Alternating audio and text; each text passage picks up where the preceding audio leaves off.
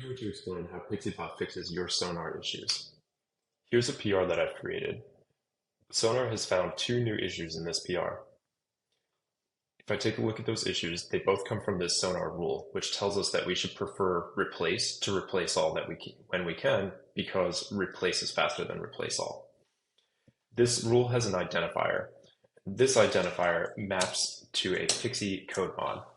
Pixee uses the open source code modder framework for writing code mods. A code mod is a code transformation function. If we look back at our PR, we can see that Pixeebot has also analyzed it.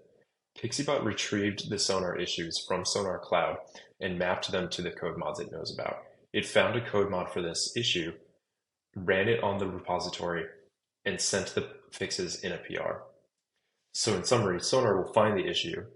Pixeebot retrieves issues from Sonar Cloud, maps each Sonar rule back to a code transformation function, runs that code transformation function on your code, and sends you the PR.